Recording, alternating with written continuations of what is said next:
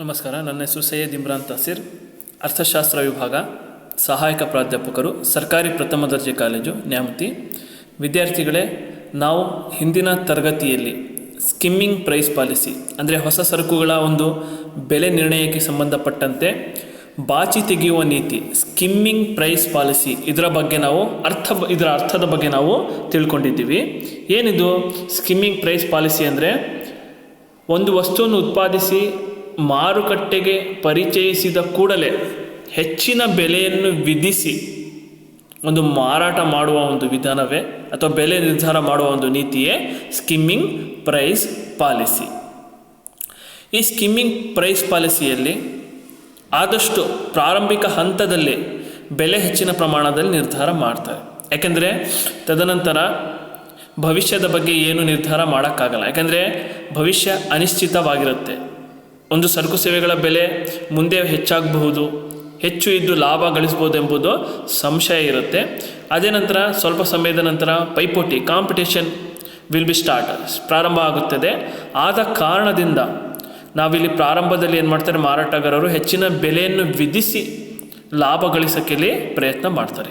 ಹಾಗಾದರೆ ಈ skimming price ಪಾಲಿಸಿಯಲ್ಲಿ ಬೆಲೆ ನಿರ್ಧಾರವಾಗುವಾಗ ಯಾವ ಅಂಶಗಳು ಪರಿಗಣಿತವಾಗುತ್ತವೆ ಅಂದರೆ, when we determine the price in skimming price policy, which factor affected the prices.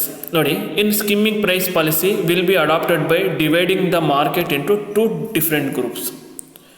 ಏನಿದು 2 ಡಿಫ್ರೆಂಟ್ ಗ್ರೂಪ್ಸ್ ಅಂತ ಹೇಳಿದೆ ಅಂದರೆ, ಇಡೀ ಮಾರುಕಟ್ಟೆಯನ್ನು ನಾವು 2 ಭಾಗಗಳಾಗಿ ವಿಂಗಡಿಸ್ತೀವಿ. ಯಾವುದರ ಆಧಾರದ ಮೇಲೆ ನೋಡಿ, ಅದು ಡಿಮ್ಯಾಂಡ್ ಇಲಾಸ್ಟಿಸಿಟಿ ಅಂದರೆ ಬೇಡಿಕೆಯ ಸ್ಥಿತಿಸ್ಥಾಪಕತ್ವದ ಆಧಾರದ ಮೇಲೆ. Product will be sold by fixing a low price in the market having more elastic demand. Product will be sold by fixing high price in the market having less elastic demand.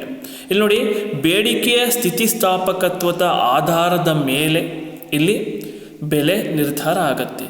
ಏನಿದು ಬೇಡಿಕೆ ಸ್ಥಿತಿಸ್ಥಾಪಕತ್ವ, ಅದರ ಬಗ್ಗೆ ಮೊದಲು ತಿಳ್ಕೊಳ್ಳೋಣ. ನೋಡಿ, ಬೆಲೆಯಲ್ಲಿ ಬದಲಾವಣೆಯಾದಾಗ ಬೇಡಿಕೆಯಲ್ಲಿ ಯಾವ ರೀತಿಯ ಬದಲಾವಣೆಯಾಗುತ್ತದೆ ಎಂಬುದನ್ನು ನಾವು ತಿಳಿಸೋದು ಬೇಡಿಕೆ ಸ್ಥಿತಿಸ್ಥಾಪಕತ್ವ, ಬೇಡಿಕೆ ಸ್ಥಿತಿಸ್ಥಾಪಕತ್ವ ಅಂದರೆ ಡಿಮ್ಯಾಂಡ್ ಎಲಾಸ್ಟಿಸಿಟಿ ಅಥವಾ ಪ್ರೈಸ್ ಡಿಮ್ಯಾಂಡ್ ಎಲಾಸ್ಟಿಸಿಟಿ. ನೋಡಿ, ಇದೇನಿದು ನೋಡಿ, ಸಾಮಾನ್ಯವಾಗಿ ಎರಡು ಅಂಶಗಳನ್ನು ಪರಿಗಣಿಸ್ತೀವಿ. ಒಂದು ಪರಿಪೂರ್ಣ ಬೇಡಿಕೆ ಸ್ಥಿತಿಸ್ಥಾಪಕತ್ವ ಅಥವಾ ಪರಿಪೂರ್ಣ ಬೇಡಿಕೆ ಅಸ್ಥಿತಿಸ್ಥಾಪಕತ್ವ ಅಥವಾ ಶೂನ್ಯ ಬೇಡಿಕೆ ಸ್ಥಿತಿಸ್ಥಾಪಕತ್ವ, ಪರ್ಫೆಕ್ಟ್ ಎಲಾಸ್ಟಿಸಿಟಿ ಆಫ್ ಡಿಮ್ಯಾಂಡ್. ಇನ್ನೊಂದು ಝೀರೋ ಎಲಾಸ್ಟಿಸಿಟಿ ಆಫ್ ಡಿಮ್ಯಾಂಡ್. ನೋಡಿ, ಇಲ್ಲಿ ಸಾಮಾನ್ಯವಾಗಿ ಪರಿಪೂರ್ಣ ಬೇಡಿಕೆ ಸ್ಥಿತಿಸ್ಥಾಪಕದ ಸನ್ನಿವೇಶದಲ್ಲಿ ಸಾಮಾನ್ಯವಾಗಿ ಇಲ್ಲಿ ಮಾರಾಟಗಾರರು ಬೆಲೆಯನ್ನು ಕಡಿಮೆ ನಿರ್ಧಾರ ಮಾಡ್ತಾರೆ. ಯಾಕೆಂದರೆ ಪರಿಪೂರ್ಣ ಬೇಡಿಕೆ ಸ್ಥಿತಿಸ್ಥಾಪಕತ್ವ ಎಲ್ಲಿ ಇರುತ್ತದೋ ಅಲ್ಲಿ ಬೆಲೆಯಲ್ಲಿ ಸ್ವಲ್ಪ ಬದಲಾವಣೆ ಆದರೂ ಬೇಡಿಕೆಯಲ್ಲಿ ತುಂಬ ಬದಲಾವಣೆ ಆಗುತ್ತೆ. ಯಾವ ರೀತಿ ಅಂದರೆ, ಬೆಲೆ ಸ್ವಲ್ಪ ಕಡಿಮೆ ಆದರೂ ಬೇಡಿಕೆ ಅಗಾಧ ಪ್ರಮಾಣದಲ್ಲಿ ಹೆಚ್ಚಾಗುತ್ತೆ. ಅದೇ ಬೆಲೆ ಸ್ವಲ್ಪ ಹೆಚ್ಚಾದರೂ ಸಹ ಬೇಡಿಕೆ ಅಗಾಧ ಪ್ರಮಾಣದಲ್ಲಿ ಕಡಿಮೆ ಆಗುತ್ತೆ. ನೋಡಿ, ಬೆಲೆ ಹೆಚ್ಚಾದರೆ ಬೇಡಿಕೆ ಕಡಿಮೆ ಆಗುತ್ತದೆ, ಬೆಲೆ ಕಡಿಮೆ ಆದರೆ ಬೇಡಿಕೆ ಹೆಚ್ಚಾಗುತ್ತೆ. ಇಂತಹ ಸಂದರ್ಭದಲ್ಲಿ ಮಾರಾಟಗಾರರು ಏನು ಮಾಡ್ತಾರೆ, ಬೇಡಿಕೆ ಸ್ಥಿತಿಸ್ಥಾಪಕತ್ವ ತುಂಬ ಹೆಚ್ಚಾಗಿದ್ದಾಗ ಬೆಲೆ ಹೆಚ್ಚು ಮಾಡಿ ಬೇಡಿಕೆ ಕಡಿಮೆ ಮಾಡೋಕ್ಕೆ ಅವರು ಇಷ್ಟಪಡಲ್ಲ. ಬದಲಾಗಿ ಏನು ಮಾಡ್ತಾರೆ, ಆದಷ್ಟು ಬೆಲೆ ಕಡಿಮೆ ಮಾಡಿ ಬೇಡಿಕೆಯನ್ನು ಹೆಚ್ಚಿಸಲು ಪ್ರಯತ್ನ ಮಾಡ್ತಾರೆ. ಯಾಕೆಂದರೆ ಒಂದು ವೇಳೆ ಬೆಲೆ ಜಾಸ್ತಿ ಮಾಡಿದರೆ ಅವಾಗೇನಾಗುತ್ತೆ, ಅವರ ಅನುಭೋಗಿಗಳನ್ನು ಕಳೆದುಕೊಳ್ಳುತ್ತಾರೆ. ಇನ್ನೊಂದು ಅಂಶ ಏನು, ಶೂನ್ಯ ಬೇಡಿಕೆ ಸ್ಥಿತಿಸ್ಥಾಪಕತ್ವ ಅಂದರೆ ಬೇಡಿಕೆಯ ಒಂದು ಅಸ್ಥಿತಿಸ್ಥಾಪಕತ್ವ. ಇಲ್ಲಿ ನೋಡಿ, ಬೆಲೆ ಬೇಡಿಕೆ ಅಸ್ಥಿತಿಸ್ಥಾಪಕತ್ವ. ಇಲ್ಲಿ ನೋಡಿ, ಸಾಮಾನ್ಯವಾಗಿ ಇಲ್ಲಿ ಬೆಲೆಯಲ್ಲಿ ಯಾವುದೇ ರೀತಿ ಬದಲಾವಣೆ ಆಗಲಿ ಬೇಡಿಕೆ ಮೇಲೆ ಏನೇ ಪರಿಣಾಮ ಬೀರಲ್ಲ. ಅಂದರೆ ಬೆಲೆ ಹೆಚ್ಚಾಗಲಿ ಬೆಲೆ ಕಡಿಮೆ ಆಗಲಿ, if price increase or decrease, elasticity of demand is zero. ಏನಾಗಿರುತ್ತೆ, ಸಾಮಾನ್ಯವಾಗಿ ಝೀರೋ ಆಗಿರುತ್ತೆ, ಶೂನ್ಯವಾಗಿರುತ್ತೆ. ಬೆಲೆಯಲ್ಲಿ ಎಷ್ಟೇ ಬದಲಾವಣೆ ಆದರೂ ಬೇಡಿಕೆಯಲ್ಲಿ ಯಾವುದೇ ರೀತಿಯ ಬದಲಾವಣೆ ಆಗಲ್ಲ. ಆದ್ದರಿಂದ ಇಂಥ ಸನ್ನಿವೇಶದಲ್ಲಿ ಮಾರಾಟಗಾರರು ಏನು ಮಾಡ್ತಾರೆ ಅಂದರೆ, ಆದಷ್ಟು ಹೆಚ್ಚಿನ ಬೆಲೆಯನ್ನು ನಿರ್ಧಾರ ಮಾಡ್ತಾರೆ. ಆದ್ದರಿಂದ ನೋಡಿ, ಇಲ್ಲಿ ಮಾರುಕಟ್ಟೆಯನ್ನು 2 ಭಾಗದ ಆಧಾರದ ಮೇಲೆ ವಿಭಜನೆ ಮಾಡ್ತಾರೆ. ಅದು ಏನು, ಬೇಡಿಕೆಯ ಸ್ಥಿತಿಸ್ಥಾಪಕತ್ವ. ಒಂದು ಪರಿಪೂರ್ಣ ಬೇಡಿಕೆಯ ಸ್ಥಿತಿಸ್ಥಾಪಕತ್ವ, ಇನ್ನೊಂದು ಶೂನ್ಯ ಬೇಡಿಕೆಯ ಸ್ಥಿತಿಸ್ಥಾಪಕತ್ವ. ಪರ್ಫೆಕ್ಟ್ ಎಲಾಸ್ಟಿಸಿಟಿ ಆಫ್ ಡಿಮ್ಯಾಂಡ್, ಇನ್ನೊಂದು zero elasticity elasticity of demand. In case perfect elasticity of ಡಿಮ್ಯಾಂಡಲ್ಲಿ ಆದಷ್ಟು ಬೆಲೆ ಬೇಡಿಕೆ ಮೇಲೆ ತುಂಬ ಒಂದು ಪ್ರಭಾವ ಬೀರೋದ್ರಿಂದ ಅಲ್ಲಿ ಬೆಲೆ ಕಡಿಮೆ ನಿರ್ಧಾರ ಮಾಡ್ತಾರೆ. ಆದರೆ ಶೂನ್ಯ ಬೇಡಿಕೆ ಸ್ಥಿತಿಸ್ಥಾಪಕತ್ವದಲ್ಲಿ ಬೆಲೆಯು ಬೇಡಿಕೆ ಮೇಲೆ ಯಾವುದೇ ರೀತಿಯ ಪರಿಣಾಮ ಬೀರಲ್ಲ, ಆದ್ದರಿಂದ ಅಲ್ಲಿ ಹೆಚ್ಚಿನ ಬೆಲೆ ನಿರ್ಧಾರ ಮಾಡ್ತಾರೆ. ಆದ್ದರಿಂದ ಬೇಡಿಕೆ ಸ್ಥಿತಿಸ್ಥಾಪಕತ್ವ ಹೆಚ್ಚಿರುವ ಮಾರುಕಟ್ಟೆಯಲ್ಲಿ ಕಡಿಮೆ ಬೆಲೆಯನ್ನು ಬೇಡಿಕೆ ಸ್ಥಿತಿಸ್ಥಾಪಕತ್ವ ಶೂನ್ಯ ಇರುವ ಮಾರುಕಟ್ಟೆಯಲ್ಲಿ ಸಾಮಾನ್ಯವಾಗಿ ಹೆಚ್ಚಿನ ಬೆಲೆ ನಿರ್ಧಾರ ಮಾಡ್ತಾರೆ. ನೋಡಿ, ನಾವು ಮೊದಲೇ ಹೇಳಿದ್ದೀವಿ ಈ ನೀತಿಯನ್ನು ಬಾಚಿ ತೆಗೆಯುವ ನೀತಿ, ಸ್ಕಿಪ್ಪಿಂಗ್ ಪ್ರೈಸ್ ಪಾಲಿಸಿ ಅಂತ ಕರಿತೀವಿ. ಏನು ಬಾಚಿ ತೆಗೆಯುವ ಒಂದು ನೀತಿ ಅಂತ ಯಾಕೆ ಕರಿತೀವಿ ಅಂದರೆ, ನೋಡಿ, ಪ್ರಾರಂಭ ದಿನದಲ್ಲಿ ಏನು ಮಾಡ್ತವೆ, ಇದು ಹೆಚ್ಚಿನ ಬೆಲೆಯನ್ನು ನಿರ್ಧಾರ ಮಾಡ್ತವೆ. ಅವಾಗ ಏನಾಗುತ್ತೆ, ಅಧಿಕ ಆದಾಯದ ಗ್ರಾಹಕರು ಆ ಗುಂಪಿನವ್ರು ಏನು ಮಾಡ್ತಾರೆ ಅಂದರೆ, ಇಲ್ಲಿ ನೋಡಿ, ಹೈಯರ್ ಇನ್ಕಮ್ ಗ್ರೂಪ್ಸ್ ಇರ್ತವೆ, ಅವ್ರೇನು ಮಾಡ್ತಾರೆ, ಹೆಚ್ಚಿನ ಬೆಲೆಯಲ್ಲಿ ಆ ಸರಕನ್ನು ಖರೀದಿಸ್ತಾರೆ. ಅವಾಗ ಏನು ಮಾಡ್ತಾರೆ ನೋಡಿ, ಪ್ರಾರಂಭಿಕ ಹಂತದಲ್ಲಿ ಬೆಲೆ ಹೆಚ್ಚಾಗಿದ್ದಾಗ ಮೇಲ್ವರ್ಗದ ಆದಾಯದ ಗುಂಪಿನವರನ್ನು ಆಕರ್ಷಿಸುತ್ತಾರೆ. ತದನಂತರ ಏನಾಗುತ್ತೆ, ಪೈಪೋಟಿ ಜಾಸ್ತಿ ಆದಂತೆ ಬೆಲೆ ಕಡಿಮೆ ಆಗುತ್ತೆ. ಅವಾಗ ಏನಾಗುತ್ತೆ, ಕೆಳವರ್ಗದ ಆದಾಯದ ಗುಂಪಿನವರನ್ನು ಇವ್ರು ಏನು ಮಾಡ್ತಾರೆ, ಅವರು ತಮ್ಮ ಕಡೆಗೆ ಆಕರ್ಷಿಸ್ತಾರೆ. ನೋಡಿ, ಒಂದು ಬೆಲೆ ಹೆಚ್ಚಾಗಿದ್ದಾಗ ಮೇಲ್ವರ್ಗದ ಗುಂಪಿನ ಗ್ರಾಹಕರನ್ನು ಆಕರ್ಷಿಸಿದರೆ, ಬೆಲೆ ಕಡಿಮೆ ಇದ್ದಾಗ ಕೆಳವರ್ಗದ ಒಂದು ಆದಾಯ ಗುಂಪಿನವರನ್ನು ಆಕರ್ಷಿಸುತ್ತಾರೆ. ಆದ್ದರಿಂದ ಈ ಪದ್ಧತಿಯಲ್ಲಿ ಏನಾಡ್ತಾರೆ, ಮೇಲ್ವರ್ಗದ ಗ್ರಾಹಕರಾಗಲಿ ಕೆಳವರ್ಗದ ಗ್ರಾಹಕರಾಗಲಿ ಎರಡರಿಂದಲೂ ಸರಿ ಏನು ಮಾಡ್ತಾರೆ, ಇಲ್ಲಿ ಆದಷ್ಟು ಆದಾಯವನ್ನು ಬಾಚಿಸ್ತಾರೆ, ಬೆಲೆಯ ಮೂಲಕ ಆದಾಯ ಬಾಚಿಸ್ತಾರೆ. ಅದಕ್ಕೆ ನಾವೇನು ಹೇಳ್ತೀವಿ, ಇದನ್ನು ಬಾಚಿ ತೆಗೆಯುವ ನೀತಿ. ಬೆಲೆ ಹೆಚ್ಚಾದಾಗ ಮೇಲ್ವರ್ಗದ ಆದಾಯ ಗುಂಪಿನವರಿಂದ, ಬೆಲೆ ಕಡಿಮೆ ಇದ್ದಾಗ ಕೆಳವರ್ಗದ ಆದಾಯ ಗುಂಪಿನವರಿಂದ ಏನು ಮಾಡ್ತಾರೆ, ಆದಷ್ಟು ಆದಾಯವನ್ನು ಬಾಚಿ ತೆಗಿತಾರೆ.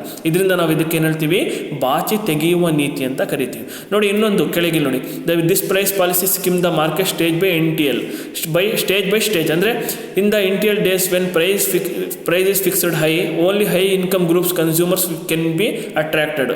ನೆಕ್ಸ್ಟ್ ನೋಡಿ, ಅಂದರೆ ಇಲ್ಲಿ ಬೆಲೆ ಹೆಚ್ಚಾಗಿದ್ದಾಗ ಕೇವಲ ಮೇಲ್ವರ್ಗದ ಗ್ರಾಹಕರ ಗುಂಪಿನವರು ಮಾತ್ರ ಇಲ್ಲಿ ಆಕರ್ಷಣೆಗೊಳಗಾಗ್ತಾರೆ ಅಂತ ಇದರ ಅರ್ಥ. ನೋಡಿ, next, if price is reduced it will be possible to attract low income group customer. ಅಂದರೆ ಬೆಲೆ ಕಡಿಮೆ ಆದಾಗ ಕೆಳವರ್ಗದ ಗುಂಪಿನ ಆದಾಯದವರನ್ನು ಇದು ಆಕರ್ಷಣೆ ಮಾಡುತ್ತೆ. ಆದ್ದರಿಂದ ಇಲ್ಲಿ ನೋಡಿ, ಈ ಪದ್ಧತಿಯಲ್ಲಿ ಏನು ಮಾಡ್ತಾರೆ, ಮೇಲ್ವರ್ಗದ ಗ್ರಾಹಕರಾಗಲಿ ಕೆಳವರ್ಗದ ಗ್ರಾಹಕರಾಗಲಿ ಇಬ್ಬರಿಂದ ಸಹ ಇಲ್ಲಿ ಆದಾಯವನ್ನು ಬಾಚಿ ತೆಗಿತಾರೆ.